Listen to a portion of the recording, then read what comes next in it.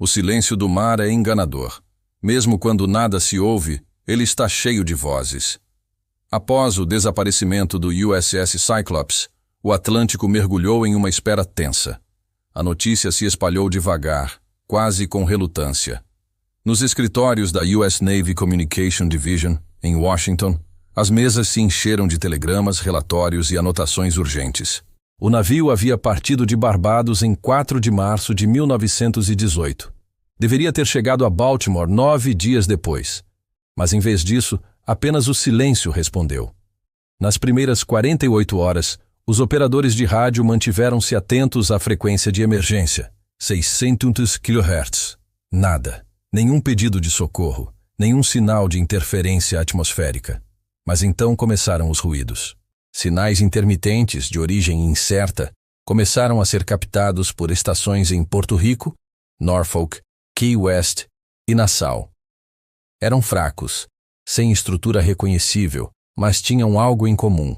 Sempre vinham da mesma direção, o Atlântico Central. O primeiro documento oficial sobre esses sons foi arquivado em 10 de março de 1918 pela Estação Naval de Key West. O relatório descrevia pulsos elétricos de curta duração, semelhantes a transmissões em Morse, mas sem padrão inteligível.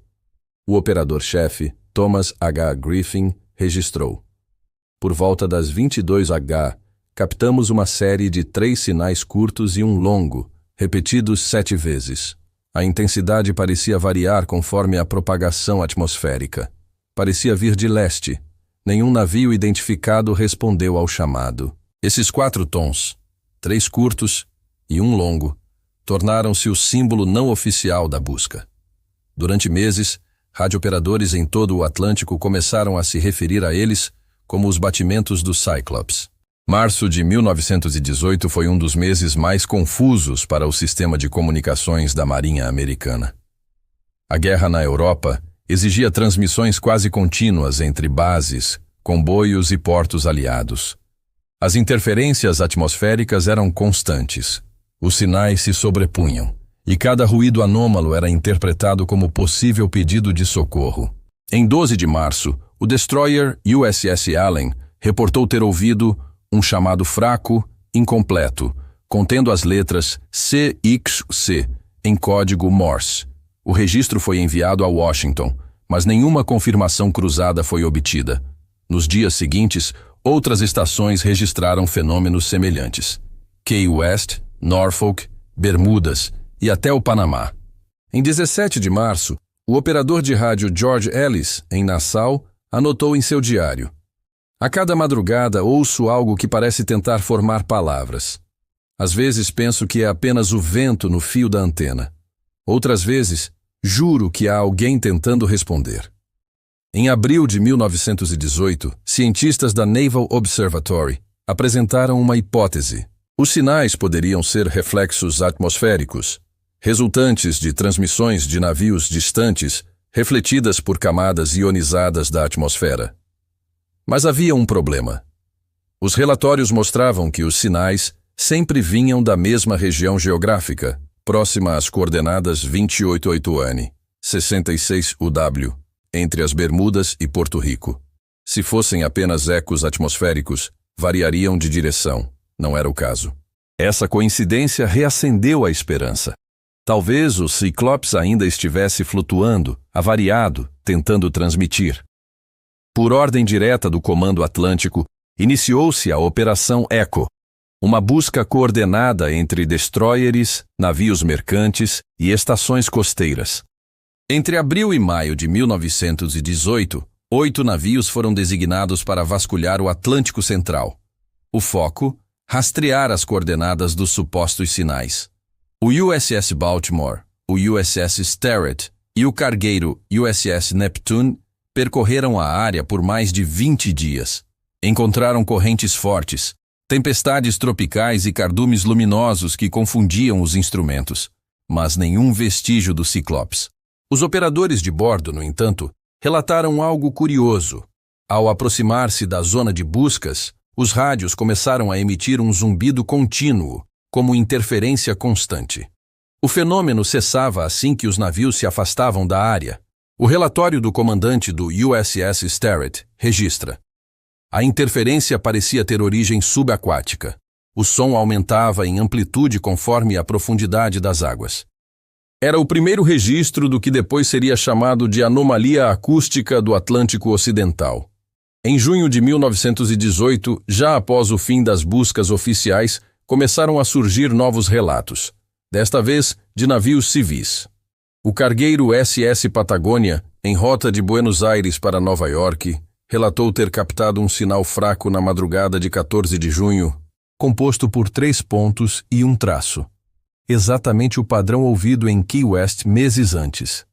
O capitão Robert Hayes descreveu: era um som metálico, como se viesse debaixo d'água. Não parecia rádio, mas pulsos elétricos. Durou menos de 2 minutos. Quando o caso foi comunicado à Marinha, o Naval Communication Service enviou resposta seca: fenômeno natural. Caso encerrado. Mas para muitos operadores, os sinais sem emissor tornaram-se um mito interno. Algo que todos conheciam, mas ninguém explicava. A imprensa americana descobriu o caso no verão de 1918. O New York Times publicou manchete: estranhos sinais de rádio reacendem esperanças sobre o USS Cyclops. Mas o entusiasmo durou pouco. Sem provas concretas, os relatos foram sendo classificados como boatos, exageros ou pura superstição. Ainda assim, a ideia de que o Ciclopes tentara falar antes de ser engolido pelo mar ganhou força popular.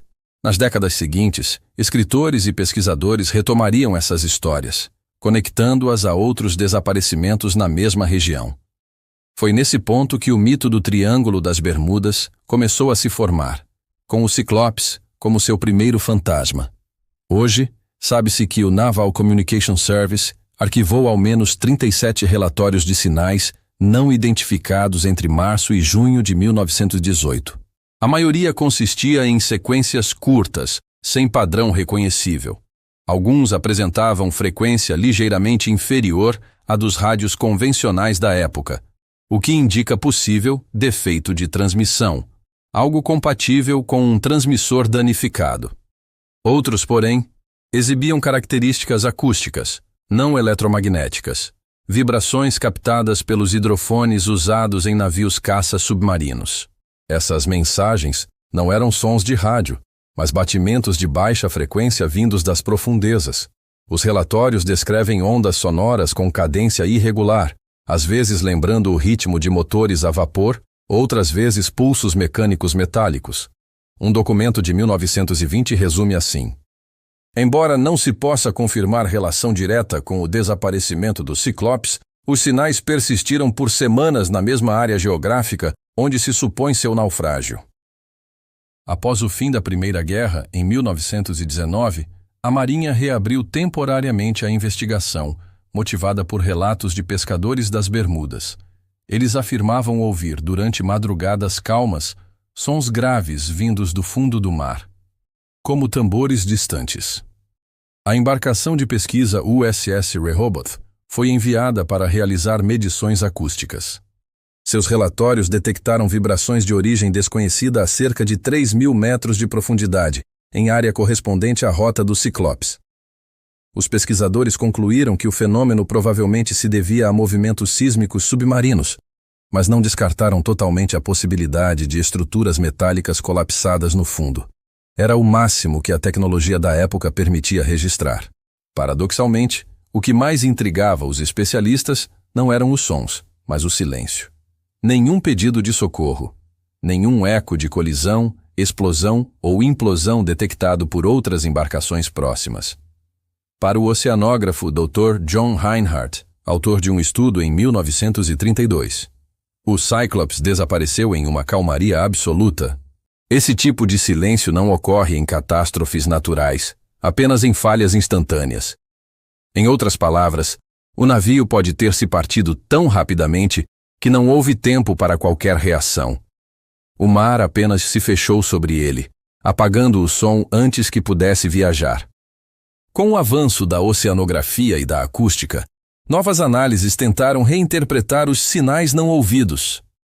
Pesquisadores da Universidade de Miami e da NOAA Analisaram em 2015 gravações históricas e modelos matemáticos da propagação sonora no Atlântico.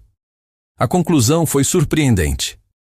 As anomalias registradas em 1918 coincidem com zonas de convergência acústica, regiões onde sons de baixa frequência podem percorrer milhares de quilômetros. Ou seja, os batimentos do Ciclopes poderiam ter sido ecos de outras fontes, ou talvez, de fato, os últimos ruídos do próprio navio reverberando nas camadas do oceano. O que resta de tudo isso são fragmentos, notas, coordenadas, relatórios datilografados com manchas de sal. Em uma folha amarelada, encontrada entre os arquivos da Marinha em 1922, há um registro intrigante. Recebido a 0214, 4 sinais, intensidade crescente, interferência alta, possível transmissão em frequência fora do padrão, sem identificação. Origem: Atlântico Ocidental. Nenhuma explicação acompanha o documento. A anotação termina com 2 palavras: sem resposta. Talvez esse seja o verdadeiro símbolo do caso Ciclopes. Não o naufrágio, mas a ausência de resposta.